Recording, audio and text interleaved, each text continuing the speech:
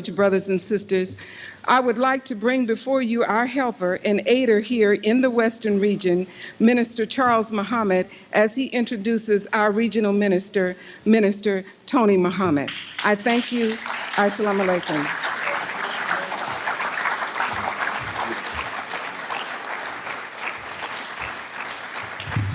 In the name of Allah, the Beneficent, the Merciful, the one God who came in the person of Master Farad Muhammad, to whom all praise is forever due, and in the name of the Most Honorable Elijah Muhammad, the exalted Christ, and in the name of our standard bearer, our leader, teacher, and guide, the Honorable Minister Louis Farrakhan, it's an extremely great honor and privilege to extend the greeting words of peace in the Arabic language. Assalamu alaikum.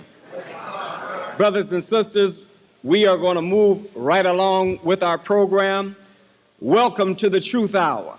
This is the time that the Honorable Minister Louis Farrakhan's representative, Brother Minister Tony Muhammad, is standing on a firm foundation of truth, freedom, justice, and equality to answer the concerns of our dear beloved brother and pastor, Reverend Frederick K.C. Price.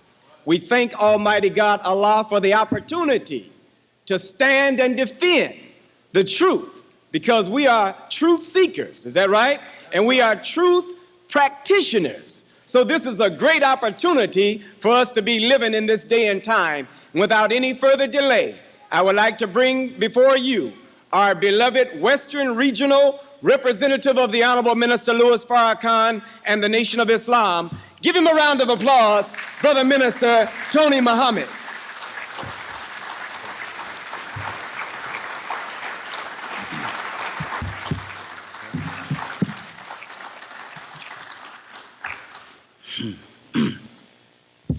In the name of Allah, the Beneficent, the Merciful, the one God to whom all praise is due, we thank Almighty God Allah, the creator of all things, to the revealer of all truth, and to the sender of all the great prophets. We thank Almighty God Allah for giving to us Moses and the Old Testament. And we thank him for giving to us Jesus and the New Testament. And we thank him for Muhammad and the Holy Quran.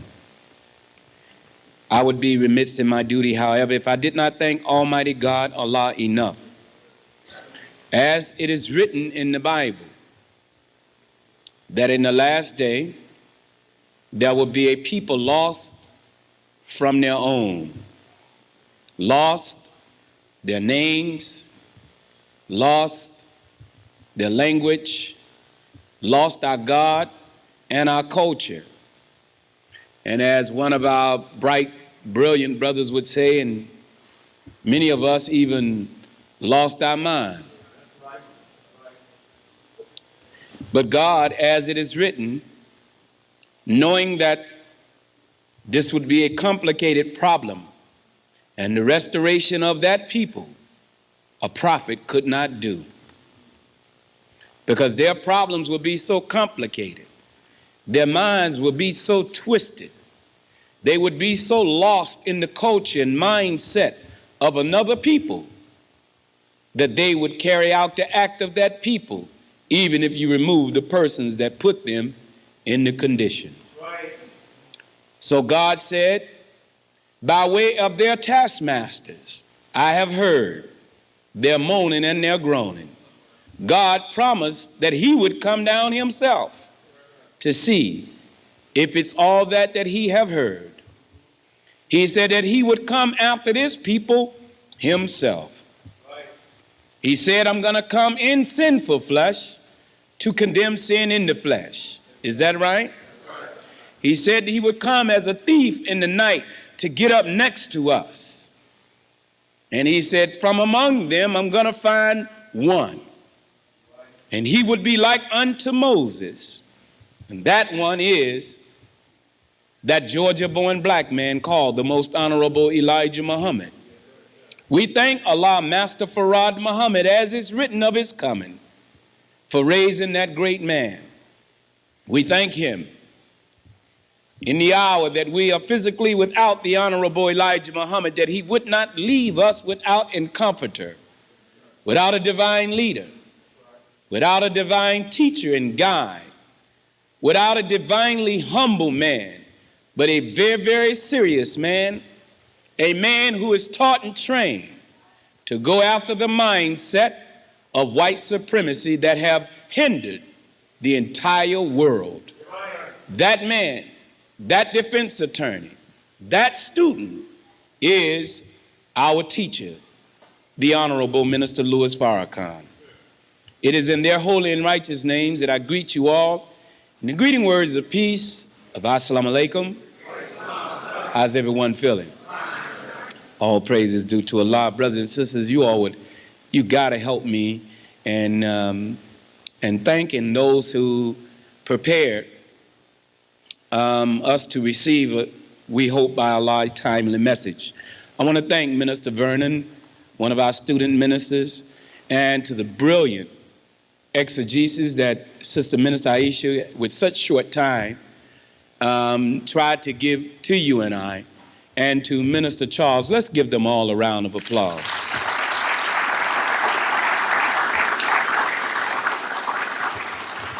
And certainly, brothers and sisters, to our brother who has brought us to this hour, called the Truth Hour. We have to thank Almighty God for giving us a pastor like Brother Reverend Price. Pretty bold fellow. Brilliant man. I think my brother's a little miseducated. And so therefore, he said, God spoke to him and told him to teach his subject on race, racism, and religion. The only thing, dear brother, Pastor Reverend Price, that troubles me about your subject on race, racism, and religion is that after you dealt with on the surface, you didn't go deep into the effects of racism. But what form of racism did you find in Christianity? Because people have learned to play with words, brothers and sisters. Is it brown racism? Is it black racism? Is it yellow racism? Did you find red racism? Or when you searched it out, Brother Price, was it white supremacy that you found? And it appears that right after the white clergy began to attack you, you turn your guns on Farrakhan and the Nation of Islam and Islam and Prophet Muhammad. May the peace and blessings of Allah be upon him. Have no problem, because we can stand any test of time. Even in your explanation, even if your parishioners cannot even understand, because many of them, as I'm watching you on TV, they all fall asleep on you, many of them. And they really can't even understand you, because I study your audience, and you beg them, and you chide them, and you make them stand up to wake up. Could it be that there's a disconnection in what you're trying to do and our people? Because we have a lesson that says, can you fool a Muslim? How many Muslims are there in the hills of North America? Huh? All of our people, whether they know it or not, are Muslims. A Muslim is he or she who submits their will to do the will of God. That's all a Muslim is. One who is in total submission. And that's what we are by nature. But by circumstance, we submit our will totally to do the will of white supremacy. Without even knowing we're doing it, we are doing it. The Honorable Minister Louis Farrakhan told me to ask you, sir, and Christian clergy like you, are you going to examine Moses and the Torah? Are you going to go after Judaism with your microscope? Are you going to question the Jews about the role they played in slavery? Are you scared? Come on, man. If you are a Jesus warrior, then go after all religion, Reverend Price, and make them bow down to your understanding of truth. Or have you been paid? These are questions. Have you been paid to come after Minister Farrakhan because the government of America knows who he is? Make no bones about it. You and I might not know. In fact, the way we carry ourselves and what we do, we really don't know him. Sorry as we work. Deal with that later.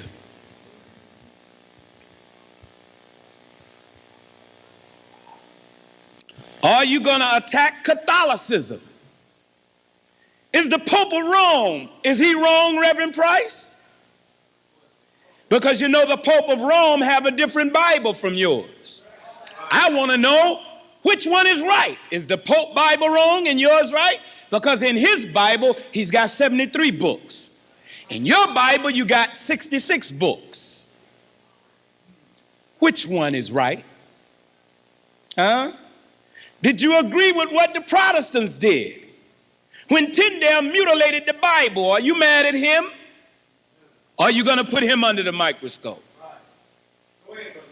Are you Church of God in Christ? Are you Church of God over Christ? Are you going after the Methodists and the AME? See, when a man had been given a charge by God to examine race, racism, and religion, you can't leave out none, Reverend Price.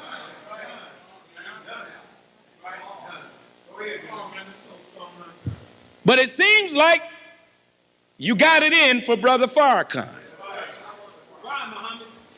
But you got to get through me to get to him. And you got to get through us to get to him. Is that right? In fact, he don't even have to come out because you're not even a formidable opponent. I mean, no, I mean for real, brother. Me and you need to sit down and talk, cuz.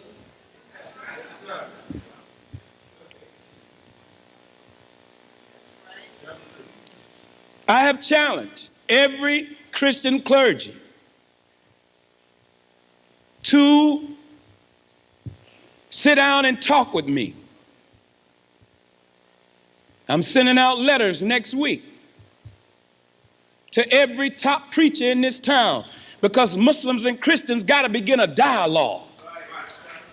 It's time to dialogue because the people want us to stop the set tripping in religion and find some common ground, but there can't be no common ground until we talk real hard on where we differ and not where we similar. Because the difference is the bitter pill. And there's got to be an understanding even in the differences.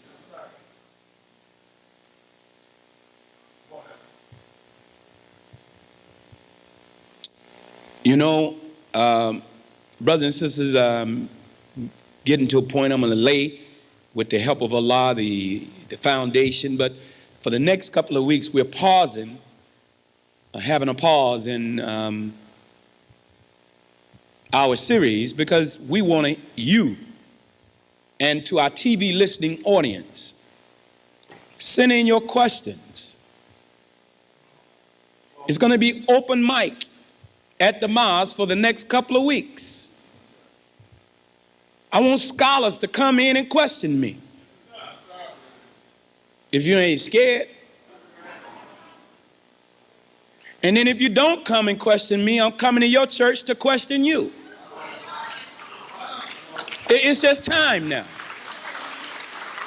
Is that right? We're not coming hostile. No, it ain't about that.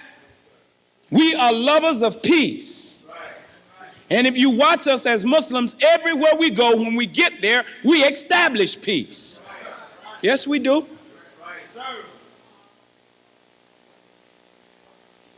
There's nothing wrong, brothers and sisters, for those of you who decide to be Christians. Just be a Christian in truth. That's it. But know for a surety that Jesus never knew a religion called Christianity. He never knew. Clergies, come on. Man, if that's what you want to call it, that's okay. But don't say Jesus told you that. Because there's nothing wrong with the word. Just that Jesus didn't know nothing about it.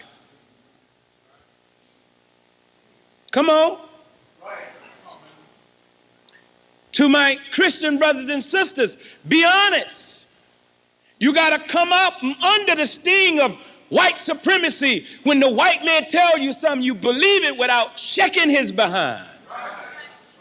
He gave us a book called a Bible because we wanted to believe in something so bad, we believed in it without checking on the book. Come on. We got a deal today. We are under the power of white supremacy, and they have hit us from our left and our right and in front of us and from behind us. Buried us in a shallow grave called ignorance. Huh? White skin ain't devil. But the white supremacist mindset is Satan itself. And we, Reverend Price, we grew up in Satan's country, in his world called America. America is ran by Satan. It is.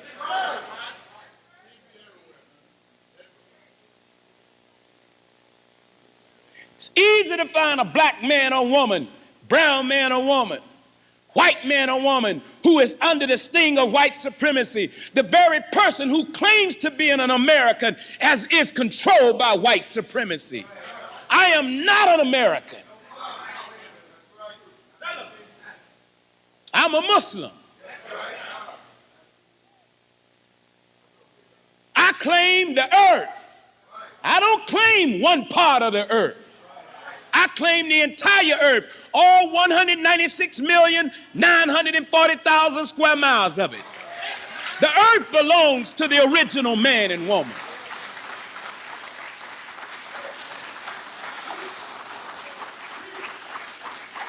We've been taught that it's 57,255,000 square miles of land. Belongs to me. 139,685,000 square miles of water. Belongs to us. 14 million square miles of hills and mountains. 1 million square miles of lakes and rivers. The earth weighs 6 sextillion tons, and a unit followed by 21 ciphers belong to us. Is that right? When I go to China, I'm at home. I ain't got to be on no books of being no damn Chinese. When I go to Japan, I'm at home. If your body and geography was relevant, then that means if you're an American and you die in China, the ground would spit you up. If you die in China and they put you in the ground, the earth will receive you with pleasure. We got to get out from under this thing of white supremacy. Because under white supremacy, they use everything to divide the people of God. Education, religion, politics. You into all these damn parties, and not one of them is for you. Democrat ain't for you. Republican Party ain't for you. You running in between two hills. You don't know what to do. So just like Hagar, the white man gonna come down on you until you just falling from the well of Zimzim. You're gonna have to bear witness there is no God but God. Look,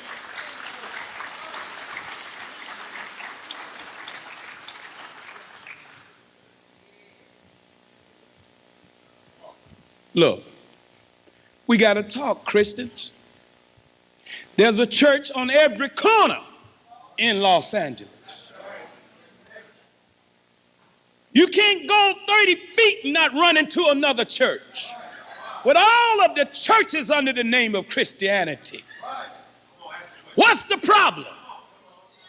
Why can't you stop sin?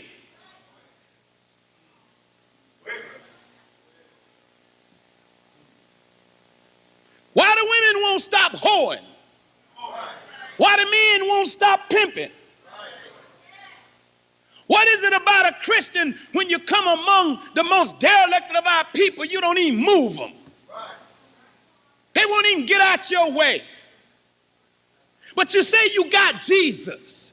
You say you saved. I say you ain't got Jesus. You got a substitute Jesus.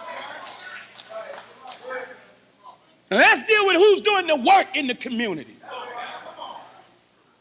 Huh? You could find Jesus, Reverend Price, in the highways, in the byways. You found him among the derelicts. We don't find you among the derelicts. We got to call the roll. Police is murdering our people. I don't see a clergy, no concern at all. Where you at, Reverend Price? You don't even send a representative.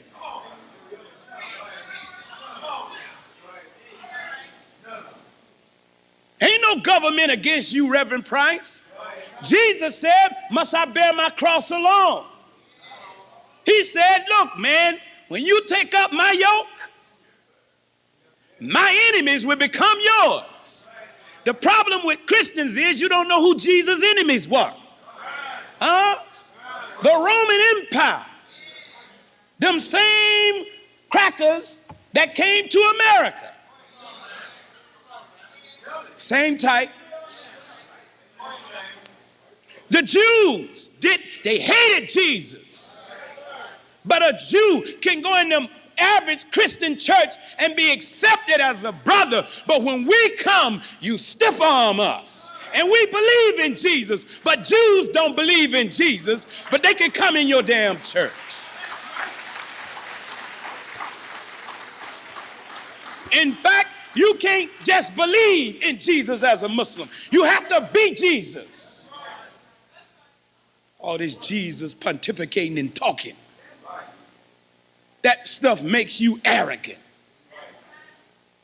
You can run scripture from Genesis to Revelation, but ain't an example for no damn body.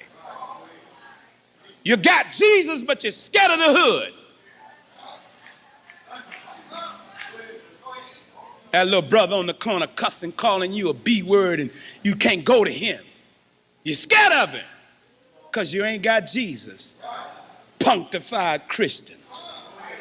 Those who used to be with the honorable boy Elijah Muhammad and went to the more weak form of Islam. I'm calling ace and a spade today. Sitting in the mosque praying all day. You can have that. You pray, I'll work. And I'll pray while I'm working.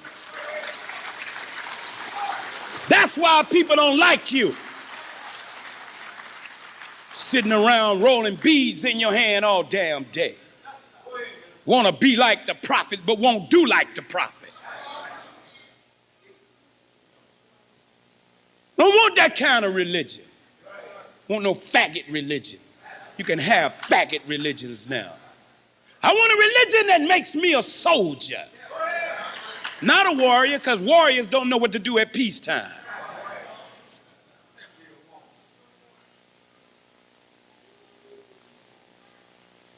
I don't want no weak religion, brothers and sisters. And I don't want to follow no weak leader that's got to be an apologist for white folks. To hell with what they think. If they don't like the truth, Jesus said the truth ain't in them no way. Our people are dying for the lack of knowledge, Reverend Price. But we thank God for you for raising this book, Message to the Black Man, up to the world.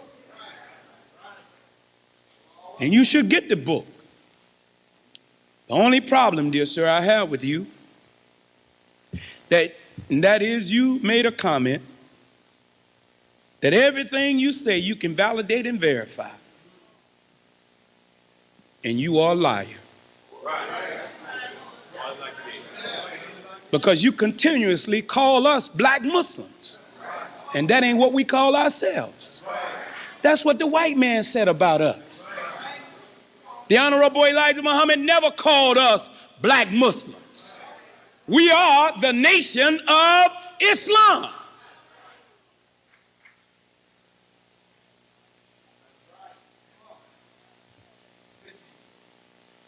We never said that Islam is just a black man's religion. Now, Islam is the nature of which everything is created. Everything is created to submit to its creator. Everything. Black, white, brown, all of us come in under the same immutable law. Sperm have to mix with ovum. And they have to find a firm resting place in a woman's womb. And it takes approximately 9 months to turn your head to come out of that canal. Everybody come into the world the same way. And everybody come into the world knowing nothing. But what kind of world are we born into? Huh? A world of white supremacy. The other day, concerning the Taisha Miller and our dear homeless sister, Margaret Mitchell, Brother Landrum, I mean police terrorism, brothers and sisters, they don't even put it on TV no more. That's why you have to get the final call. All over this country, the police is going off because there has been a decree sent down from the White House. A hidden hand. You run to your murderers for justice. And they gladly welcome you because all these crackers got to do is smile at us and shake our hand and we say, we got a deal. I've been watching Negro leadership in LA and I'm sick of them. I'm going to start calling the roll in a couple of days. No, we're going to give them, I'm going to call them first.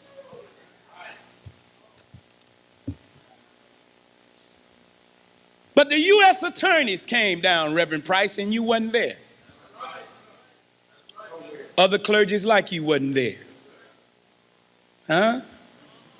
Lovest thou me, Peter? Feed my sheep. Huh? What preacher having 99 parishioners won't leave them and go after one? Huh? Y'all don't come after our people. You sit in them damn churches and want them to come to you like you some big nigga. You in trouble with the youth today. My leading teacher told me it's coming a day where the youth is going to go up in the churches and mosques and snatch us down. They need a shepherd. They need to be redeemed. I hate to hear a Christian preacher done gave up on our people. Well, I told him to pray. Shut up. Man done lost his damn mind. He don't know how to pray. In fact, he may be praying to keep Satan in power. The black man must know his enemy. But today, in truth, right now, our biggest enemy is ignorance. Our second biggest enemy is self. Before you even get to the white man, you got to deal with yourself. You have no excuse being ignorant to who you are with so much knowledge in front of you. How many more men got to pay the price and die for our trifling behinds before we get up? We the latest people on the planet. Ain't on time for nothing.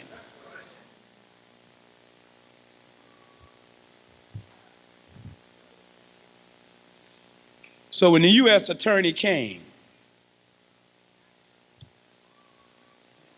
we asked him this question, because you got to learn how to talk to white folks.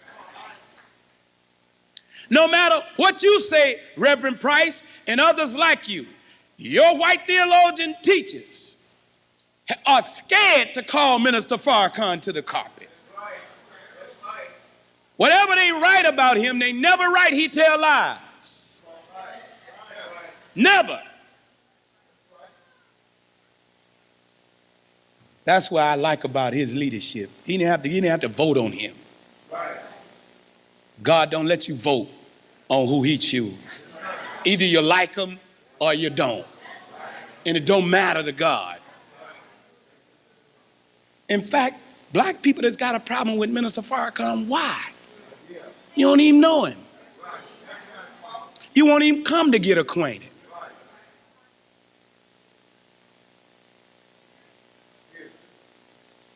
So we asked the U.S. attorney, because we went and met with them, and then there was some niggas who said to him, we're so honored to be here with you, that you would meet with us. That says to me and suggests to me that you can be trusted. I was boiling on the inside.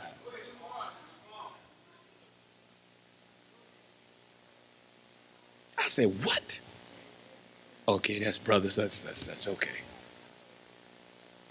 Then everybody else echoed the same thing and cast their lots, but me.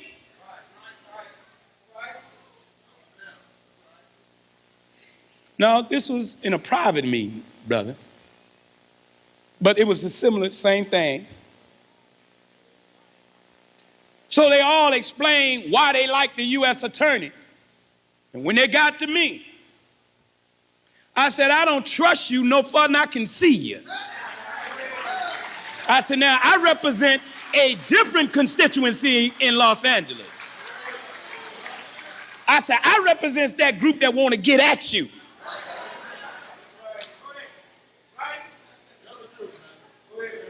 So I don't care nothing about you being no U.S. attorney. I said, we got history with you, Mr. U.S. attorney. You all bring the worst charges on our leaders and organization and people. But you know what? They listen to us more than anybody else because they know we come for real. And we got too many niggas, man, that go to white leadership bowing. Thank you for letting us be here. Thank you. Can I get that leg and that thigh?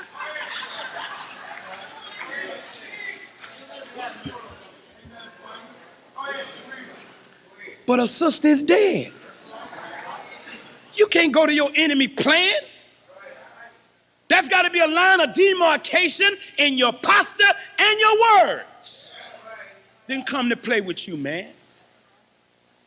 I came as a military man. Our sister's dead. What y'all gonna do about it? Are you gonna do something? Or do I go tell the people you ain't gonna do nothing and we just take it from there? But they beg leadership, don't, please. Keep them Negroes calm. I ain't trying to keep you calm. Only God can keep you calm.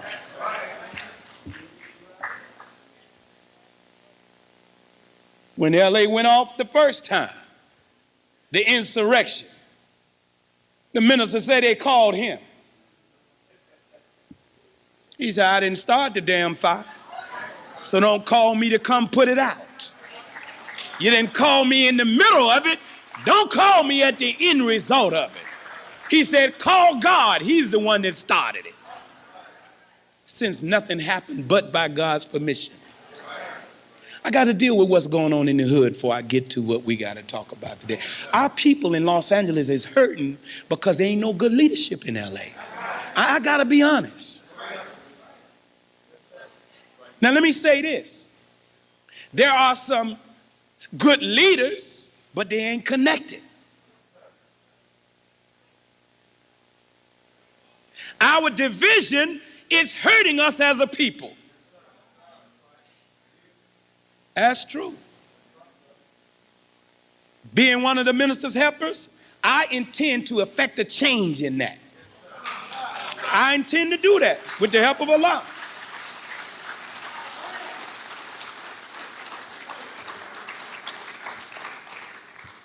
Not that we got to agree on everything theologically. But one thing we can agree on, black folks are suffering. And if we can agree on that, then let's unite around that. And when we get out and we are on safe grounds, then we can debate religion again. Oh, really?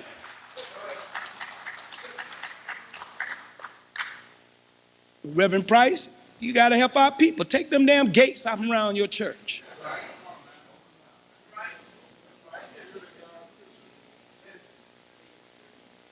The church in the black community is closed during the day.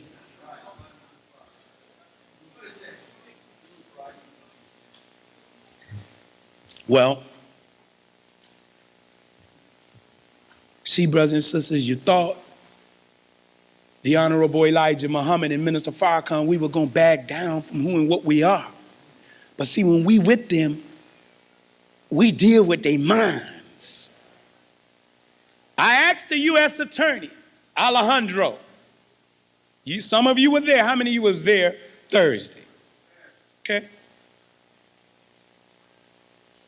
I said, sir, you all, I mean, they walk in like they,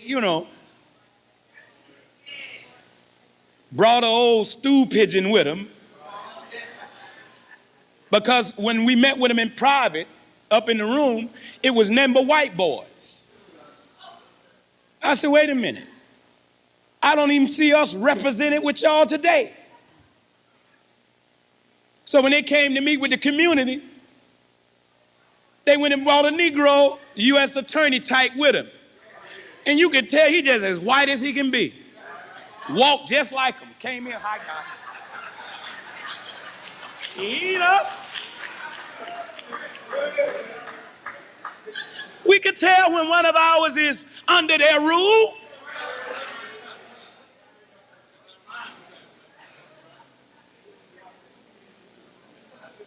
He looked over at the Bloods and Crips. He didn't even know what to say. He said, hi, how are you? You don't talk like that to them. You got to be strong. What's up, nigga?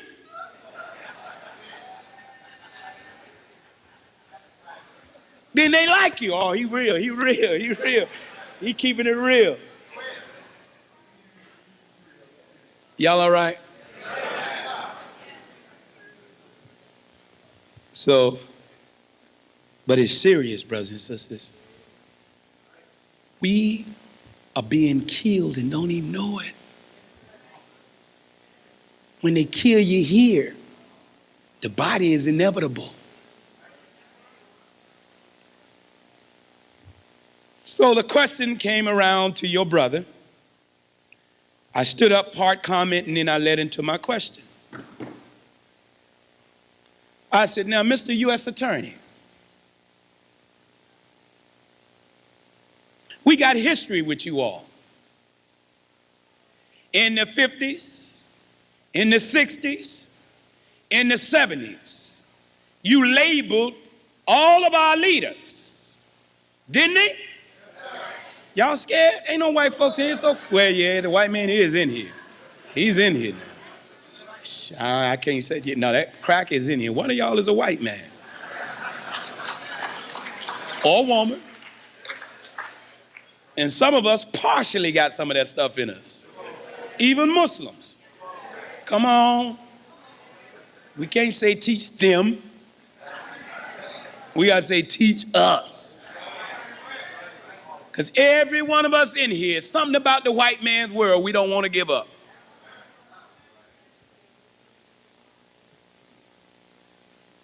Don't close down the sex bars.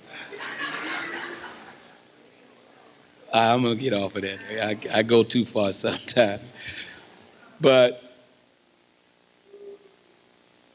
in the 50s, 60s, and 70s, and early 80s, Said under COINTELPRO, y'all labeled us, those groups who showed military precision, was called militant groups, right? As nice as Dr. King was, he was a problem for white folks in America. He's dead now, and you want everybody to live up to his nightmare. I mean, his dream. Right? I said, you infiltrated all of our black organizations. Yes, you did. I said, and you mean to tell me, as often as police are falling victim to their own mindset under police brutality, even in the hood, we know that there are certain sheriffs who wear various tattoos that lines them up with a white supremacist gang. Come on.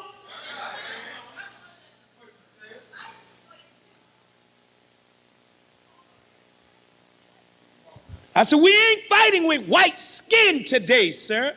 I said, we got to deal with white supremacy and a white supremacist mindset. I said, what test have y'all took?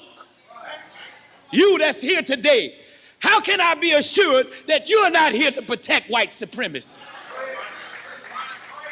I said, now let me reference that. I said, under white supremacy, black people and people of color are devalued, dehumanized, and criminalized.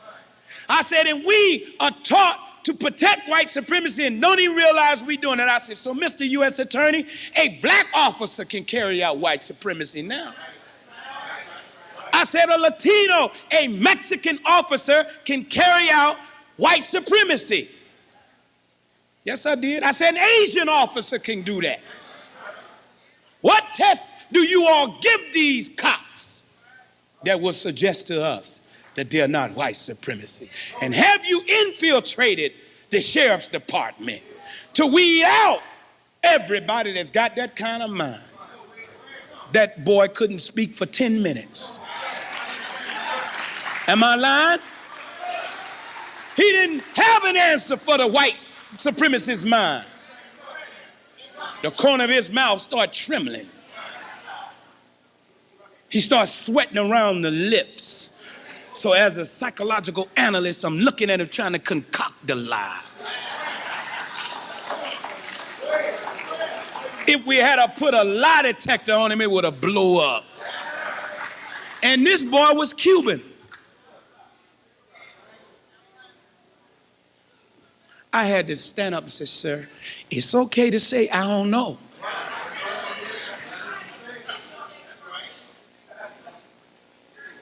I didn't have nothing else to ask him after that because that suggested to me why he was there. He was there to uphold white supremacy. Because under white supremacy, they say, all you got to do is visit them niggas. They're going to get emotional, but you just got to hang through it. They're going to call you some MFs, because they did get called some MFs. And the people was trying to quiet them kind of brothers dying. We got issues. Cuz, got to get that cuz. Everybody don't know how to say nice words. I mean, sometimes MF in our community ain't a bad word, depending on how you say it. I mean, you can say, I love them MF cookies.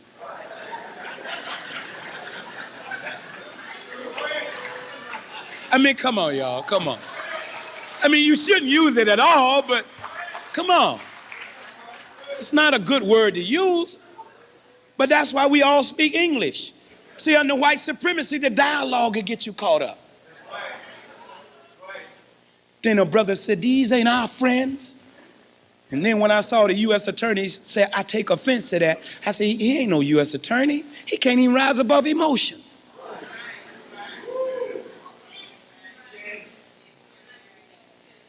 See, and that's what's wrong with some white officers. They're supposed to be so professional that if I pull up next to police, I should be able to give him that little bird sign, and it shouldn't affect him.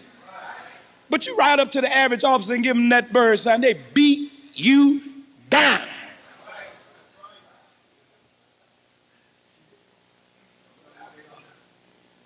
But see, we're taught how to rise above emotion into the thinking of God.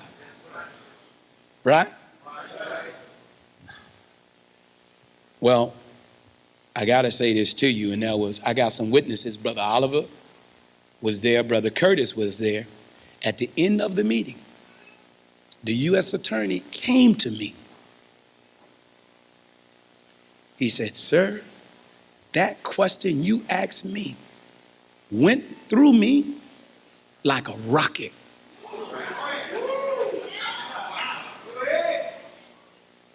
Left him speechless. He said, "I got to think about that question for a long time. No one has never asked me that kind of question." He said, "And when you asked me, I could already see how I had been affected." Yeah. I mean, Farrakhan teaches us how to talk to Satan. And he's Cuban.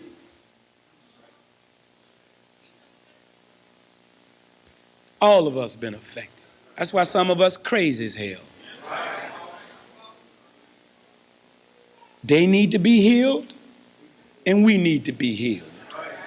But see, the thing is, they don't want us to come into ourselves to heal, because they know a part of our healing, we'll wake up.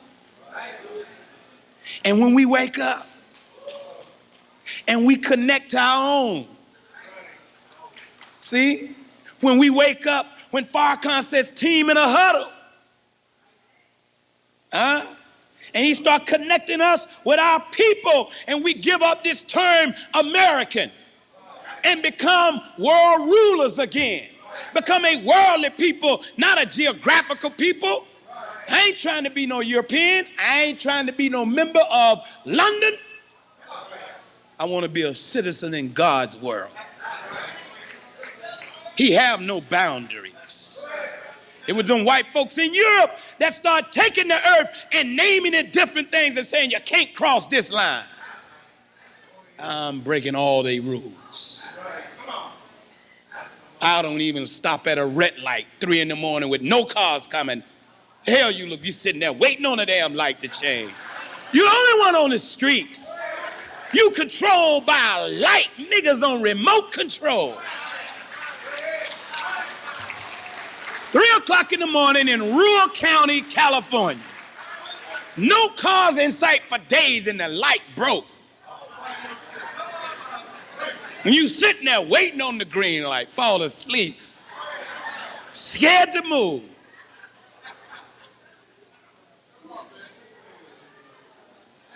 That's us. Can't go to Mexico. Where the line at? Right there. Don't push me, man.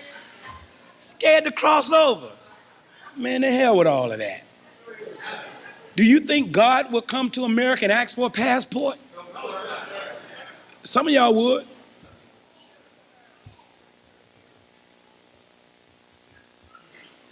See, we're all sick, Reverend Price. That's why we make no distinction between prophets. In the Nation of Islam, we're not mad at Jesus. We are enamored with him. Love him with a passion. We just don't follow European theology, because they got a warped mind. They don't see the way I see. I'm sorry, their experience is different from mine. So therefore, I see out of a different kind of eye. See? We have no problem with Moses. As Muslims, we love Moses. Is that right? Enamored with him. In fact, out of all the prophets, his name is the most mentioned in Quran. Man, we love Moses. We love Muhammad. I just can't see him the way the Arabs see him. My experience is a little different, my Arab brother, but I respect the way you see Muhammad. Huh? I'm the black man in America, the one whom Elijah stood up, taught me how to see. Huh? Brother Farrakhan taught me how to speak, how to think. Huh? So I don't see it the way you see it, sir. We're only 100 years up from slavery. In fact, I can still feel the pain from the ancestors. When I look at slavery movies and I see them get hit with the whip, I can feel it, can't you? I don't see it the way you see it, my Arab brother. So don't come to America and stick a stick in my mouth and ask me to wear your traditional dress. I don't see it like that. No, I don't.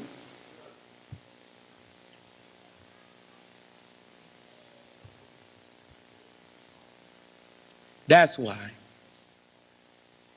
we got a dialogue.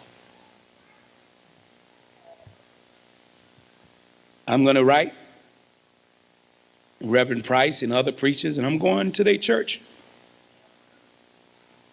to visit them. I'm going to let them know when I'm coming. Let them know why I'm coming. And I ain't going to take a lot of y'all because you don't know, you know. No, y'all. There's some ages in here.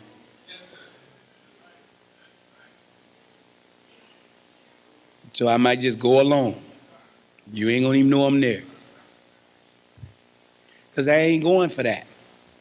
I want to be like my leader. We got to talk one way or the other.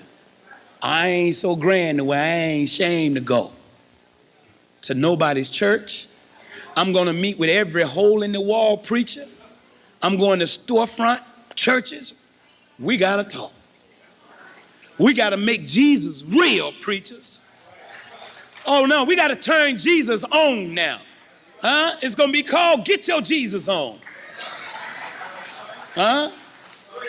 I'm going to tell them you ain't with Jesus, man. Got a church on every corner, ain't affected a change. Let us have as many mosques or temples in LA as there are churches. I guarantee you wouldn't even be a problem. And it's coming. We're going to be like that one day. Because it don't take many of us. I was reading in the papers where Reverend Price and Brother Chip Murray and other Bishop Blake got the biggest black churches in LA. 10,000, 12,000, 6,000. But all them people, all them soldiers, ooh. Brother, we just had 300 FOI. Wish I could do something with these 20 that come. But if we had 6,000, we got them. We just got to bring them in. I guarantee you, with a 3,000-man army, ooh, in LA, and we got it, because our people are coming to us. They want us to leave. In fact, I've been throughout the community. They done forced us to leave. And we got to do that. But I'm saying I'm going on tour. I'm going on tour through all the churches. They can either accept me or reject me. I'm not going to set trip. I want to help the preachers turn their Jesus on. We're going to turn on Muhammad. We're going to turn on Moses and Jesus too. We're going to turn on Elijah. We're going to turn on Farrakhan. With all of us turning them on, we can eradicate a lot of problems in our community. I'm going to ask the preachers, why don't you open a Jesus Christ supermarket? Why don't you open a Jesus Christ car dealership? Huh? Where's your Muhammad farm? Where's your Muhammad clothing store? Where's your Muhammad dry cleaners? Where's our drug rehab center? Where's our mental institution, Reverend Price? Our people are the way they are because the shepherds have caused the people to be divided. And it's time for somebody to bring the shepherds together now and sit down. I'm going to beg the people in LA, make the preachers, no matter what religious denomination it is that are black, force us to unite Oh, you don't want to do that. When one of us talk about the other, says, shut up and go talk to the man. We don't want to hear what you got to say about Farrakhan. He has proved to us that he's a good man. Hell, he got my son over there in the mosque. He got my daughter when you couldn't get him. Clean my son up. Clean my daughter up. Hurts me when a Christian mother would rather see her daughter a whore than a Muslim. See, you sick. That's a white supremacist mind. Jesus was and is a Muslim. Shut up. When he taught the disciples how to pray, he told us, what is a Muslim? One who submit his or her will to do God's will. How did he pray? Reverend Price is even trying to suggest that Jesus had no sins. That's a lie. His work was so awesome. A man that worked like that is without sin because of his works.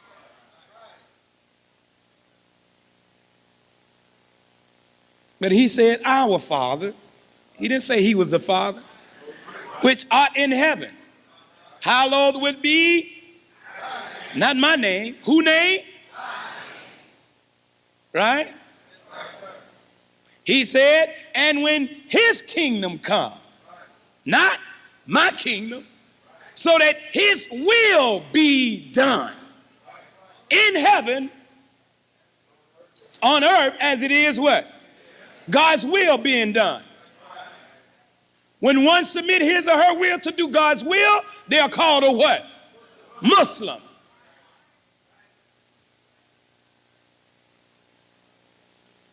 Give us this day our what? Huh? He prayed against temptation. He said, deliver me from all evil. He must have been caught up in some. You can't live among Satan and not have an evil thought. With the way the radio is playing, billboards with naked women and naked men. You roll up and down Sunset, and if you got homosexual tendencies, hell, you're going to be drawn all the way over. Men with their drawers on. Come on. No wonder we hella crazy in L.A. I'm saying, brothers and sisters, I'm putting the same thing on us as Muslims. Our people should utterly slay us. Having all this truth we got and we won't do nothing with it. We walk by them on our way to the mosque. Some of us look down on our people like we all that. A yesterday's nigga. So glad you in and you don't want nobody else in. I don't care how crazy our people seem to be. I don't care if they drunk laying in the street. We should go lay down there with them. Get up, brother. Man, don't lay down there in your suit. You laying down, I'm laying down with you till you get up.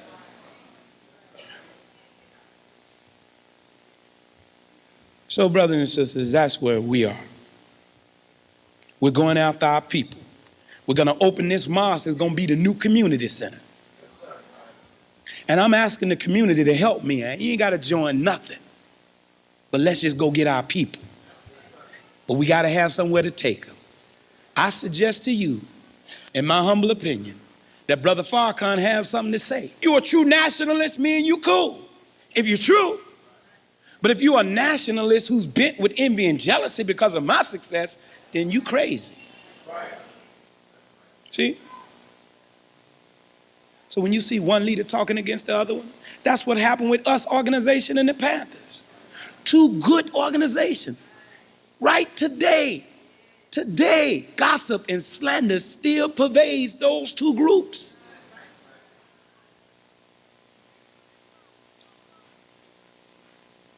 The Nation of Islam, we come among the people, and people go to talk and they think they.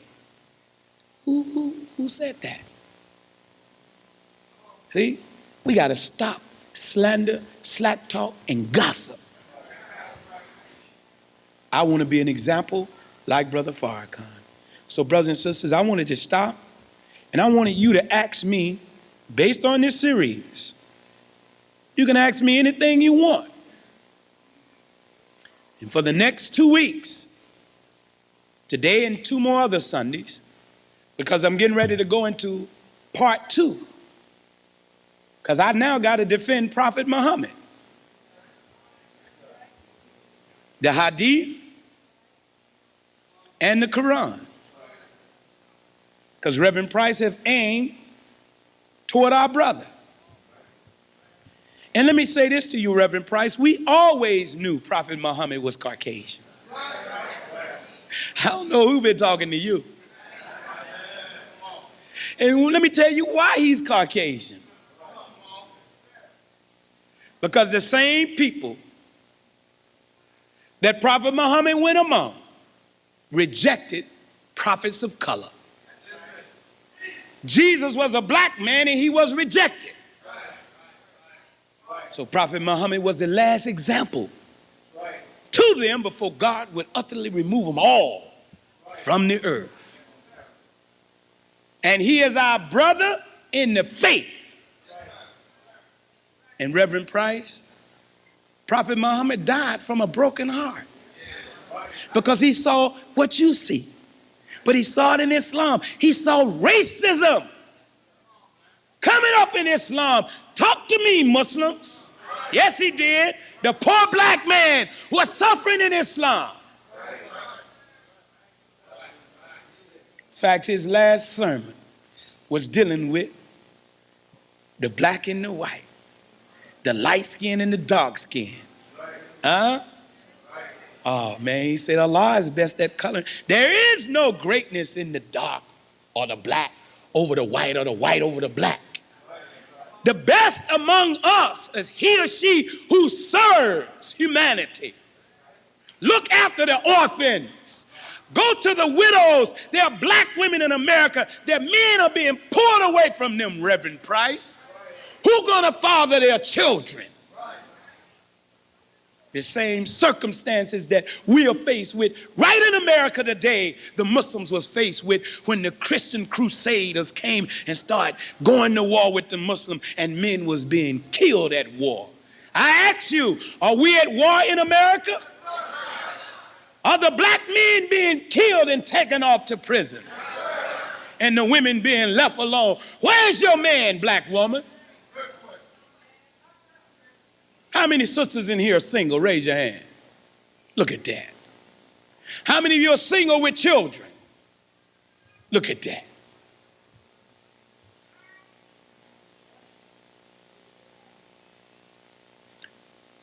Let me tell you what she'll do if righteousness don't prevail. How many of you love your children no matter what? Mm-hmm.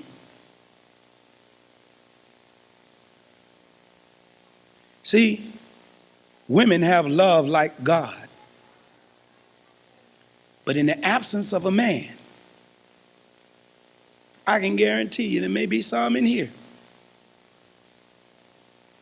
before they would let their children go hungry, Reverend Price. They'll sell their bodies.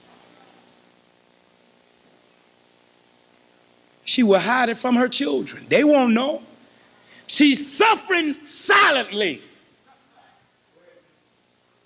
Any man that coming on that act like he's strong, got her.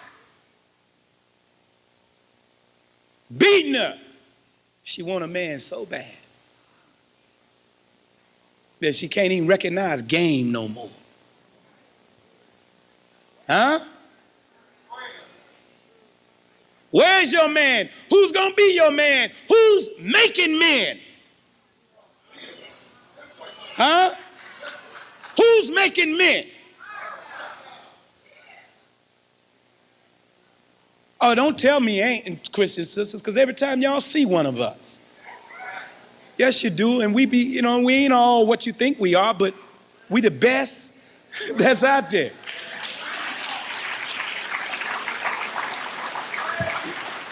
We practice it. You say, ooh, I just wish other men would be like the Muslim. I just don't want to be no Muslim.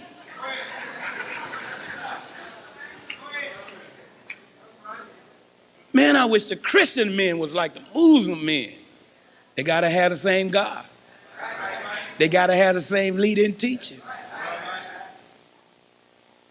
So there was a similar circumstance during the time the Muslims was at war and many men was losing their lives.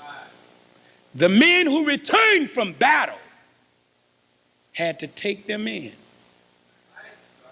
so that she wouldn't resort to prostitution. See? In America, this sex-craved society is sick as hell. Because the only thing we can equate to being husband and wife is sex. Now that's sick as hell.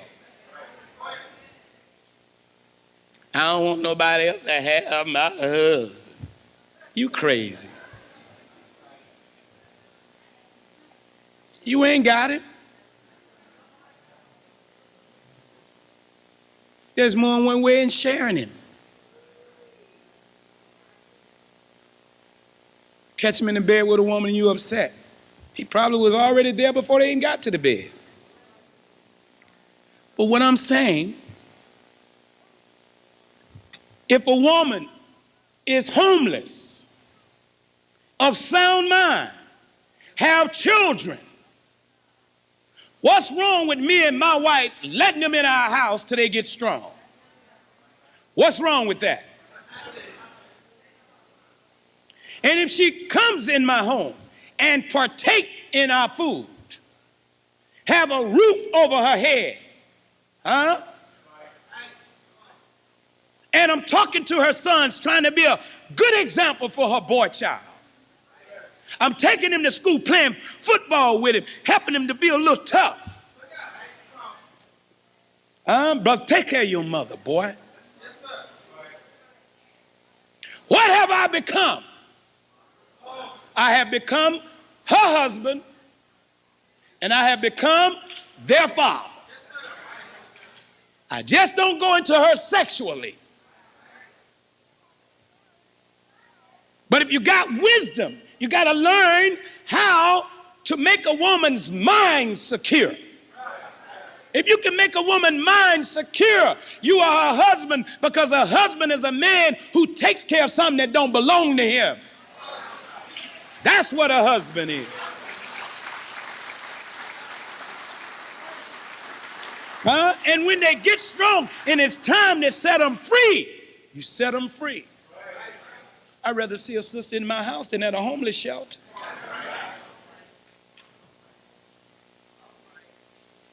See, some of us, I don't even want in my house. You ain't gonna last in Islam.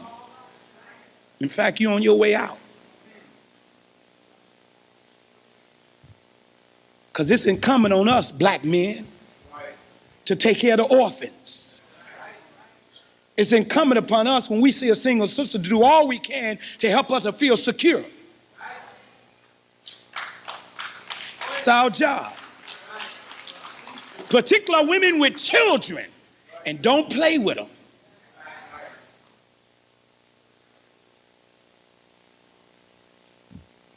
So, brothers and sisters, Reverend Price, you got to speak. When you coming at Islam, you got to also talk about circumstances by which revelation come down. You just can't say, well, Prophet Muhammad said, kill people. What was the circumstances? He's even trying to suggest that Prophet Muhammad had slaves. It depends on which Quran you getting translated. That's why we got a problem with some Arabs too, because the way they translate. And I was listening to him reading from a particular Quran, and that's why I'm thankful that Master Farad Muhammad gave us Maulana Muhammad Ali. Because he never mentioned slaves. It says, and whom your right hand possess. Everybody is God's slave. If he is your creator, he's your master. Right? And whomever he put in charge over you is the overseer. And you have as much right as to obey him as God. But he have no right to exceed the limits. But Reverend Price teaches as if Jesus was a punk. Jesus kicked butt. See, I don't want this old weak Jesus. He loved everybody. He did not love everybody. Sister Minister Aisha was right. Jesus didn't love everybody. He didn't even pray for everybody. We've dealt with that in our series. We have proven that the Bible have been tampered with. 32 scholars admitted they tampered with the Bible. Before you even get to the King James Version, there were 17 other books. In fact, the original copies, the original writings of the Bible, the white man is saying it can't be found.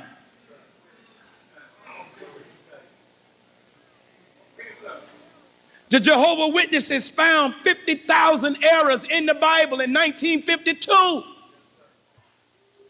September the 8th, 1952, in the Awake magazine.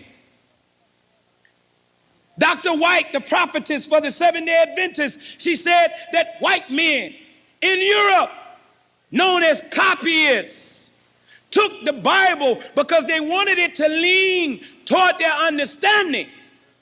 What was their understanding? In 1582, they had a white supremacist view of the world. And they wanted the world to bow down to them because in 1582, while translating the Bible, they was bringing us into slavery.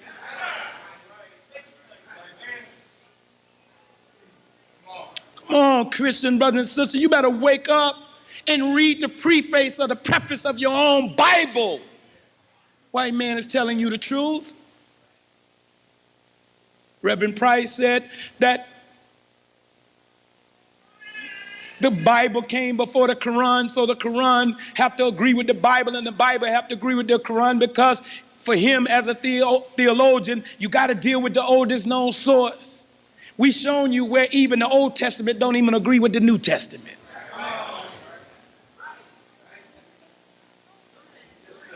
If you was here last week, we showed you that Jesus was not the only begotten son according to the Bible. God don't even beget sons, but according to the Bible, he ain't the only one. I asked Reverend Price and clergy like, is Jesus the only begotten son? And they all say yes until you take them to the book of Psalms. Chapter 2, verse 7.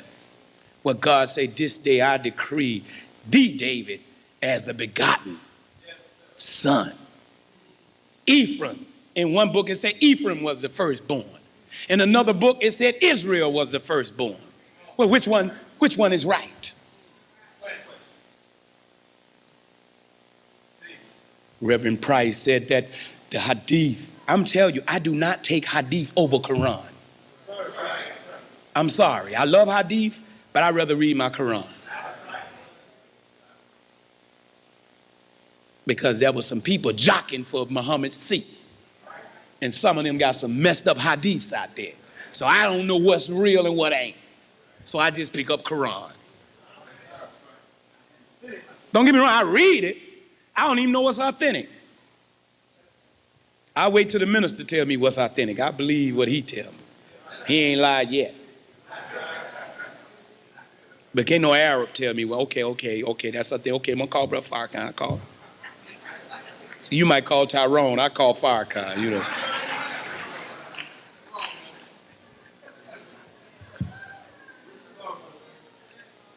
The whole New Testament is oral translation. Somebody saying that they saw Jesus do something. We showed you in Chronicles where Paul even admits that he was crazy. Paul admitted, man, I don't know nothing. I wasn't inspired by Jesus. These are my opinions. You got to go get the series to see that. I ain't got time to go over that, but I'm going to go to them. So brothers and sisters, at this time, we got 20 minutes.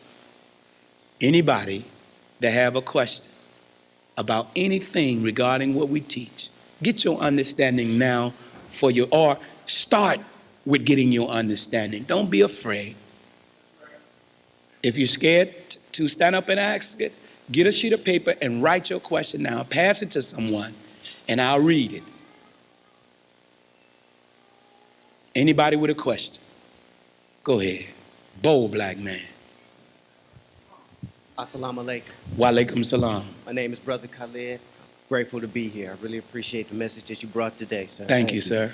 My first question would be, why is it so hard for our people to understand the truth that the Honorable Elijah Muhammad has brought us? What's the obstacle? Thank you. That's your question? Yes, sir. Let's give him a round of applause for his question.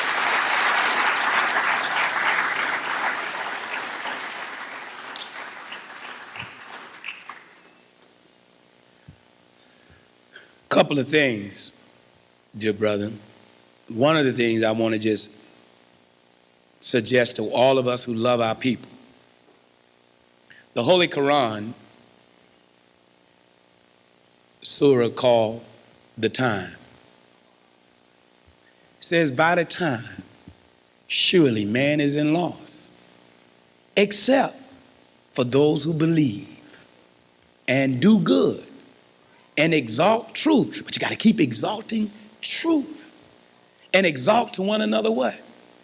Patience. For those of us who know, please be patient with our people. I didn't come into the truth until I was 28. Man, I lost a lot of time, but I'm catching up. Hosea says it like this, dear brother. My people are destroyed for the lack of knowledge. The Quran describes our people as being hard-hearted and stiff-necked and rebellious. Look, the white man had 300 and some odd years head start on our mind. He told our mamas lies. And our mamas mama lies. We grew up with the lie. 300 and some years. But the Honorable Elijah Muhammad, Minister Farrakhan, said it. Each black man and woman, there's a master key to get them.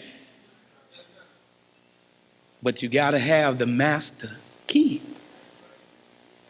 Look, the people you may not be able to touch, I may have to come in. Got you, brother. I got him. I couldn't even get my family. Because they thought they saw me go through everything. Man, I joined everything. When I was getting high, I was trying to come off it. One day I got so high, I thought I was having a heart attack. I walked around with an EKG for 3 days. I was crazy high. I went among the Hare Krishnas. I was getting ready to do that. All right. I'm looking, I ain't making mockery, but my God. But then when I went among them, the deity that they worship is black. I was running from Islam. I didn't want it. I thought I wanted everything else, because you know what I really didn't want? I didn't want that discipline. Because in Satan's world, you can be loose. And in Satan's world, I ain't got to listen to what no nigga tell me. The biggest impediment with black people, we don't want nobody else black telling us what to do. We don't like black authority. Because in the nation, it structures black men giving orders to black men. Brothers fall in 10, hop, salute another black. Salute that nigga. Let a white man come in. He'll salute them all ugly. See? So, dear brother, self-hatred. You and I, we got to work on our keys and get our people out of self-hatred. We got to learn how to get them the truth. They don't even know they're getting it. You and I that have truth, we got to be a better example of the truth ourselves. Because the people, everybody is talking religion, but ain't nobody showing religion. So Brother Farrakhan said, Brother Tony, the people don't want no tell me religion. They don't want no tell me education. They want to show me. You can't go to them brothers in the hood. Yo, man, look here, man. Look here, man. Almighty God, Allah came, the person that's from Muhammad G. You can't be running no signs to him. You know, the Asiatic black man's original man, owner, maker, cream of the planet Earth, God of the universe, white man, Caucasian, skunk on the planet Earth, the earthquake. You can't go to them with that. Then when you walk away, they see you get in a raggedy car. Your shoes was leaning, they look like lowriders. He's sitting there, big old sacks of dope, plenty of money. Your bean pie had mildew on it.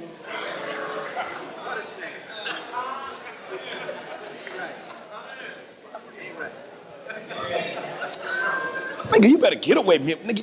Cuz, you better get out. Nah, man. I gotta see your religion today. I don't want to hear all that stuff no more. Say, I'm a working soldier, man. Show me, look, ain't no dope dealer can have more than what I got. No, I don't believe he can out. In his wickedness, I still believe in my righteousness. I can get more than him and live comfortably. I mean, that's what I push for, because I like competition. The dope dealer got a Mercedes-Benz or he's got a BMW. I'm gonna outdo him. I thought, because our people are into things. So you got to get a thing to get him. You got to get a bigger diamond. You do. You got to be cleaner. Everything about you got to be unalike. So when I go and get that Benz, I'm going to get me one 3 blocks long. I am. Care nothing about what y'all say. Pull right next to the dope dealer. Say, look, nigga, get out your car. Put your car in my trunk. Get in here. Let's ride. Let's talk about this thing. Huh? And you know what he gonna ask me, right? Yo, man, how you get this? I didn't get it selling no dope to my people. Don't chase women, and I dang sure don't chase men. Tell you about man. Come on, go to my house. See, and then when you get there, warm atmosphere. You even get announced, welcome to the home of Mr. and Mrs. Tony Muhammad.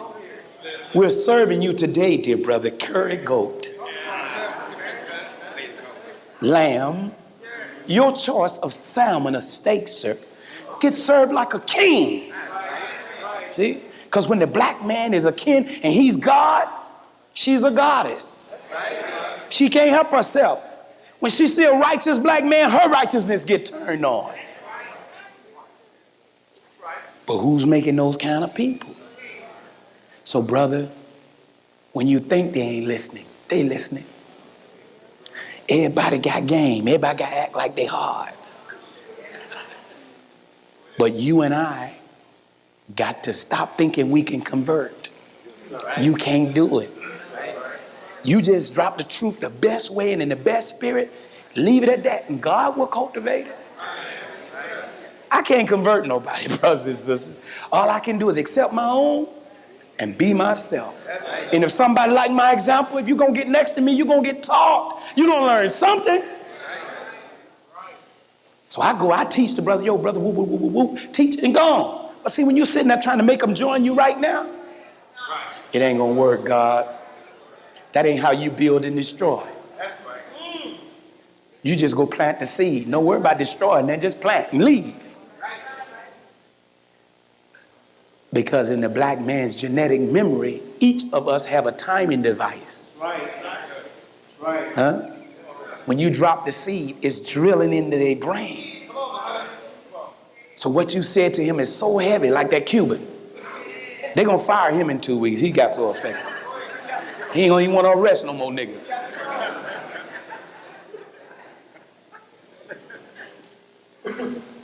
Where was I? The drilling. So it's drilling, brother. And when truth hits a black man and woman for the first time, it has to send a shoot down before it sends a root up. So teach them and leave them alone. When that black man and woman hear the truth, even when he go trying to smoke dope, even when he's trying to sell it, he heard, you letting the white man use you to sell dope, that's affecting him. These Muslims done messed up my game. It's affecting him. Every time he want to call a woman a bee, sister. All of us who, come on, brothers, even when you're Muslim, when you try to leave Islam, you can't shake it, can you? Come on. When you go out there and try to do wrong, they can notice you're a Muslim, you in the bar trying to hide your Islam. Light shining, you still drinking. But you slip and say one of the words, excuse me, sister, let me get that chair for you. You a Muslim.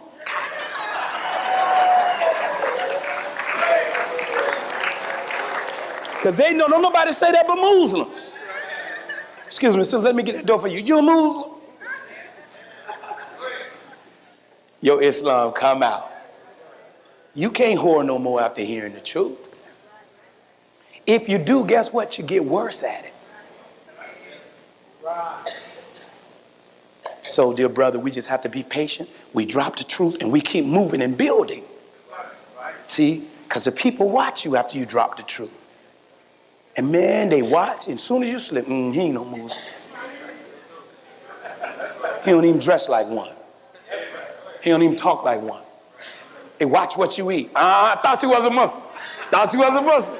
That's got pork in it. Nah, that's got pork. I mean, they know the teachings better than we do. They watch you at work. See? The winner today is going to who be the best, got the best example. And that example, our people, you can't fool them. They can tell when you're real and when you fake. See? So, dear brother, that's a good question. And that's why we're in school at the mosque, learning how to revise our craft and do it differently.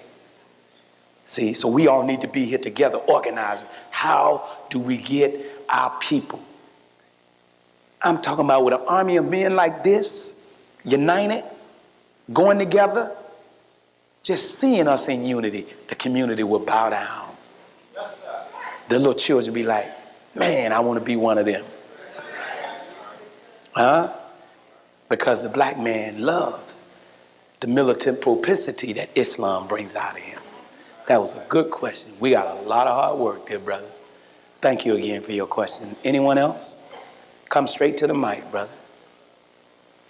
Anybody else with a question? Come on, brothers and sisters, ask anything. If I don't know, you'll hear me say, I don't know. All right? Yes, sir, dear brother. Assalamu alaikum. Wa alaikum salam. Brother Minister Tony, I would like for you to speak on why Christian theologians separate Jesus from Egypt, and also speak on the crucifixion aspect of the historical Jesus from a biblical and Quranic aspect. Thank you. Man, that's a long answer.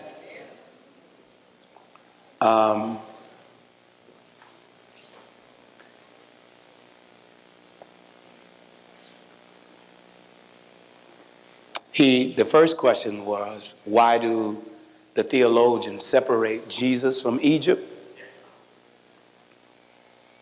Well, one of the answers is that they don't appear to have the knowledge of what happened to Jesus once he got to be around the age of 10 to 12. He disappeared. But again, there are books to fill in those blanks. But the white theologians intentionally left that out. That's why Master Farad Muhammad had to come. And he taught us. There's a book called, and a teachings called, The True History of Jesus. Right after this question period, brother, I will deal with that and teach the subject, dealing with the series with Price, on the true history of Jesus. And I will point out, as I have been taught, what the historical Jesus was to do and the prophetic one is to do and who they are. That's about a 2-hour lecture. So if you will allow me 2 weeks to prepare for that, because I don't want to play with that and then leave a whole bunch of stuff out, because again, I will be charged with confusing the people, and I don't want to confuse us. I need 2 hours, and we don't have 2 hours today. So would you afford me that opportunity? Thank you. Thank you. Let's give our brother another round of applause.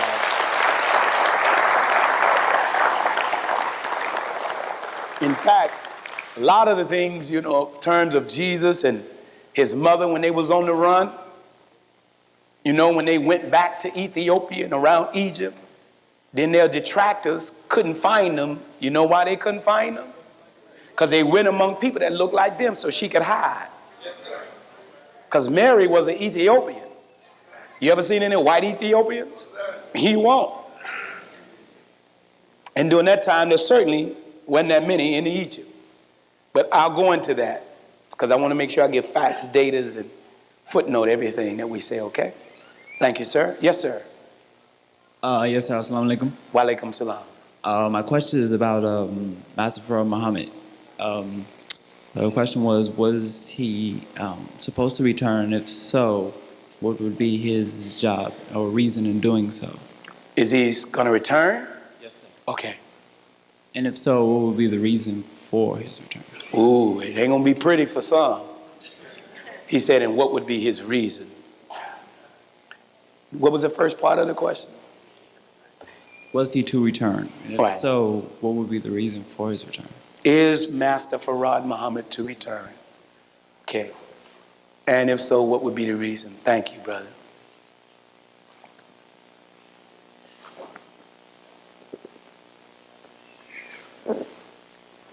Trying to think 5 times before I answer the question. I'm going to have to go from oral, things I've heard from the table of the Honorable Louis Farrakhan. First of all, he's still amongst us. Okay, I just want us to know that. Brothers and sisters, and there's a part that I'm going to get to in the series that you must understand that was prophesied of, and that was in the book of Ezekiel. Ezekiel saw this city in the sky. It's called Ezekiel's wheel. He saw 4 creatures on this wheel. It was called Jerusalem coming from the sky.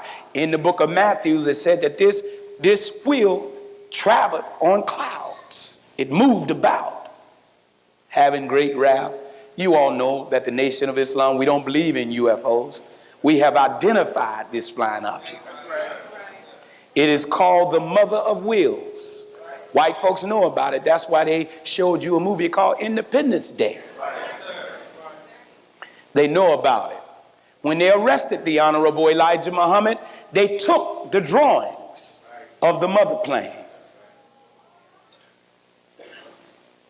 This man, Master Farad Muhammad, was so wise, he had different people working on its construction. I got to deal with this. He gave different aspects of blueprints to different people. Great mathematician, but it was assembled in a little island right outside of what? Japan. And the year it went up was the year the stock market crashed. In fact, if you go back, there was many sightings of this awesome, they call it UFO. White folks ought to be ashamed of themselves, but they gotta hide the truth. Look, Master Farad Muhammad's reason for coming was to seek and save us who were lost, to redeem us, to give us a thorough knowledge of who we are, who our enemies is, and who God is. His job primarily was, he could have did it himself. See? But you expect God to do it. But to show mercy.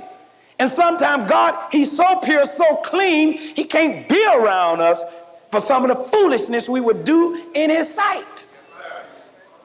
So he raised up a sinner from among us that can deal with some of our foolishness, because God ain't got a lot of toleration for crap. Can you imagine being around God and thinking bad thoughts? And this man can tune in. He'd be telling you, what? I ain't saying nothing, no, but I hear you, partner. So he wanted to raise the Honorable Elijah Muhammad. And he shared his mission with the Honorable Elijah Muhammad because he is that prophetic Messiah at the end of time. Elijah, he's the one that Malachi talks about. Now, I'm going to deal with that because I'm telling you, Elijah had not yet come during the time of Jesus. Remember, the Jews was questioning John the Baptist, are you Elijah? No. They asked Jesus, are you Elijah? Because Jesus knew the prophecy. I'm leaning right into your question. I mean, these questions are deep and it takes a long time to answer it. So when Master Farad Muhammad came and raised one from amongst us, in the book of Matthew, it said that he would be in the heart of the earth for about 3.5 years. And he would leave Elijah with an awesome assignment, and he left. He is on the mother of wheels. This mother of wheels, as we're taught, brothers and sisters. And before you call us crazy, get with the white man. All right? A couple of the astronauts saw it while in outer space. I think it was Armstrong, wasn't it? One of them saw it. I don't know which astronaut it was. I have to go back and research it because they seen it. And from that mother of wheels, they heard a strange noise. And this one astronaut said that he didn't hear that sound again until he went to Mecca. And he heard, Allahu Akbar, Allahu Akbar. Allahu Akbar, Allahu Akbar. He said, that's the sound I heard coming from that wheel. That's God is the greatest. It sits 40 miles high above earth, brother. He's on it, man, directing everything. Huh? He's directing everybody. He's got 14 billion brain cells and everyone works. He can tune into the thinking of every person at one time. This man, a man now, not no spook. And when he comes back, him and Elijah, I got to talk to you about that. He ain't coming alone. It ain't going to be pretty. Master Farad Muhammad said he's going to destroy America using the weather. Going to hit him with El Nino on one side and El Pina. What is her name? La Nina. Sister bringing up the east. Gonna curtail her on all her sides. Elijah in Fall of America told us what Master Farad Muhammad was gonna do. So in the states that I'm gonna get first is Texas, Georgia, Mississippi, Alabama, California. This sucker's gonna fall. He ain't playing. He's the same essence of God that destroyed Rome for what she did to her slaves. Egypt for what he did to her slaves. America is on God's hit list, dear brother. These white folks ain't getting away from what they did to us. You can fall in love with him, but God ain't playing with America. Tell him he ain't gonna play with America.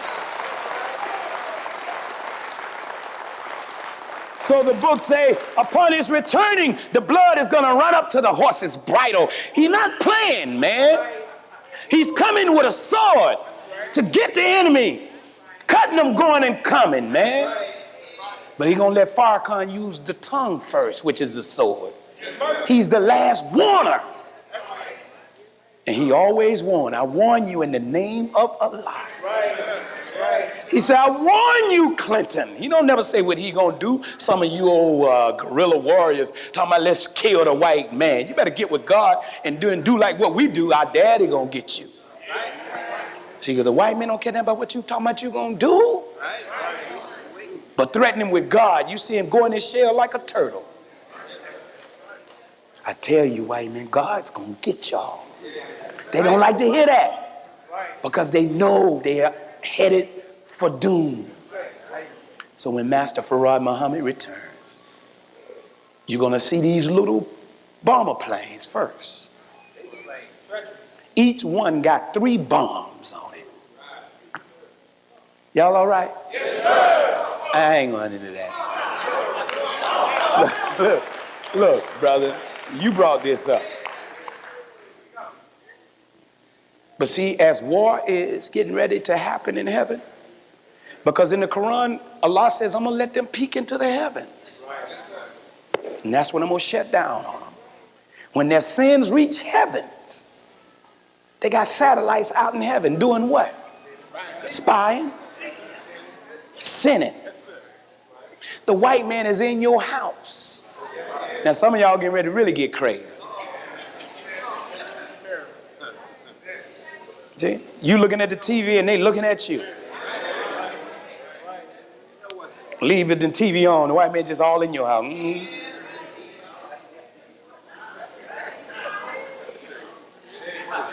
They know all the freaks in the nation.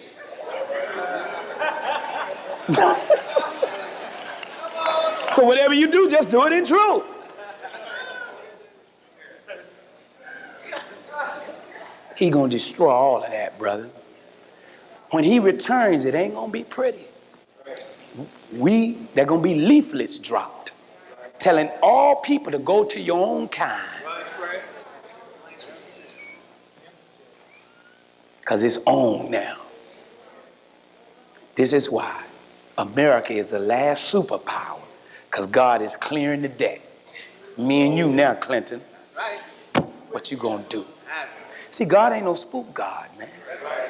He's a scientific God. He's a scientist. He's a master pilot. Did you see how in Independence Day, when that spacecraft came through them clouds like a pillar of fire? That's in the Bible. Coming over the cities, Minister Farrakhan said, brother, from one of them planes, God can enact a sound, and the sound will blow up the buildings. He said, America ain't ready for what God and his angels going to put on this country. And when Master Farad Muhammad finished with America, just like in Revelation, when they say, Babylon the Great is fallen, it has become the habitation of every foul spirit and hateful bird. The book says, and the other nations will be wailing at her burning, because she going to be on fire. Minister Farrakhan said, Master Farad Muhammad and his angels can ignite the molecules in the atmosphere that America is going to burn for 1,000 years. And I think take how many years to cool down? Brother, he's going to burn her. Going to burn it up, partner. I'm telling you. So y'all may think we're a cult group if you want. When Minister Farrakhan said, let's get out of here, see, I'm in that line. Hurry up, man. Hurry up, bro. Hurry up. Come on, Sister Aisha, get on the plane. Let's get out of here.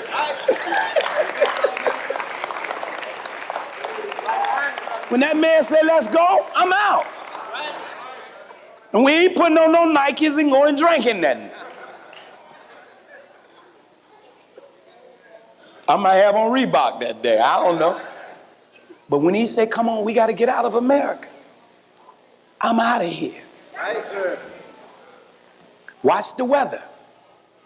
He's called the Son of Man. He controls it. Men, you and I, when we come back into the knowledge of ourselves, we can control. The weather is in agreement with the attitude of the collective thinking of black people. When we get angry, the atmosphere get angry. God's will is being done in heaven and on earth. He's mad too. That's why we so mad. And the minister said, I've warned the government of America that the black man and woman's attitude and spirit is just like a tornado. They've never seen us go off on them yet. He said, and when God releases his anger and it hits us, when we really go off, he says it's a terrible sight to see. You'll see it. Because he told me that they're trying to get some black group to attack the nation. He said, that's when it's going to be over. He said, brother, and I believe it's going to happen in LA first. Man, I'm glad I'm here. He said, but the way you all will retaliate is going to send chills in the White House. He said, watch the sisters. And you ever seen a black woman go off? Some of y'all got scars in your face. You know what I'm talking about. I mean, she killed with grits. She's a terrible killer. Throw stuff on you, you be burning, then cut you up. I mean, we be thinking she gonna fight fair. What was that? Pot ass. Mixing grits. You know, they don't get up off you. That's why we're telling the U.S. attorneys, you better do justice. Our justice is in your hand. Because when these people go off, see, our children ain't playing with the white man. They shooting them now. The police they just walking up on the cars, taking them out. To hell with all of this. I ain't mad at them. Strange things to be a police today. I'm just glad we the kind of police that wear bow ties. We got human sirens. So, dear brother, when he comes back, it's going to be a great but dreadful day. God ain't playing with the Caucasian, and he's certainly not playing with America, because America is all throughout prophecy. If Reverend Price will sit with me, I'll show him where America is in prophecy. And that's what I want to show many of the preachers. I want to ask them, does this look like America? Who is the Son of Man? So that's, dear brother, in a shell that I believe Master Farad Muhammad, when he comes, it ain't going to be pretty.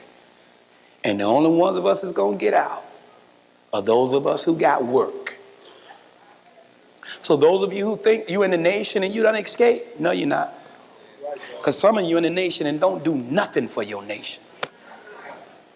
You just in here. Lazy is hell. Got more excuses. Community come to see us, they beat you here. Then when they get here before you, you got attitude. You can at least smile at them. Now y'all mad at me, huh? Don't matter. I ain't trying to be your friend. I'm trying to tell the truth. You ain't gonna get in on Farrakhan stripes. Oh Allah, I'm with him. I ain't got no tickets for you. I'm sorry, this got my name on it. There's the death angel or angels in every city recording your and my work. You left the mosque 8 times for no reason. Lieutenant made you do it. Okay, I'll put that in your excuse category. Who broke your spirit? Okay.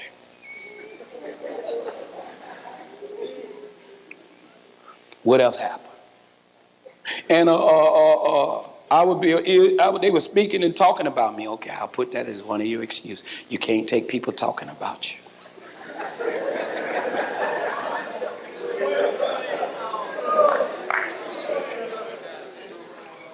Huh? Brother, did you ever try to propagate the faith? Been in the nation for 8 years and still carrying 2 final calls? I'll put that down. Been in the nation 8 years and never got married. Hold up.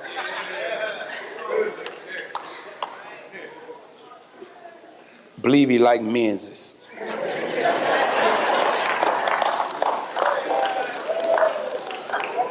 You won't go help to do nothing at the mosque? Oh, you won't do nothing unless they pay you. Oh. And everything that you get is from Allah. But your mosque is suffering and you are charging. I'll write that down. Trifling Negro.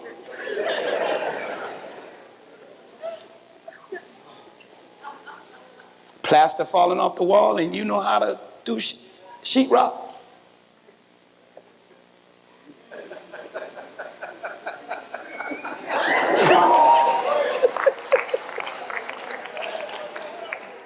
Curtains are bad and sisters learn how to sew and won't put up no curtain.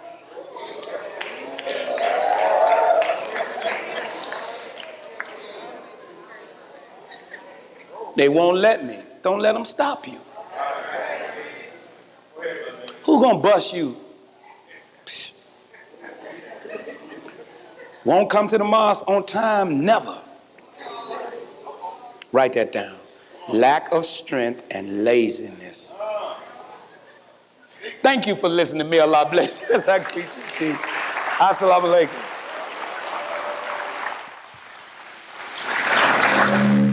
Thank you, family. Look, how many of you are here with us for your first time? Raise your beautiful hand. All our first time guests, raise your hand. Let's give our first time guests a round of applause.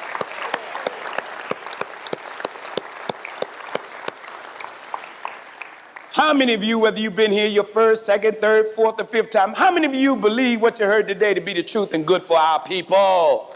Raise your hand. Oh, that's beautiful. Give yourselves a round of applause. You believe that, huh?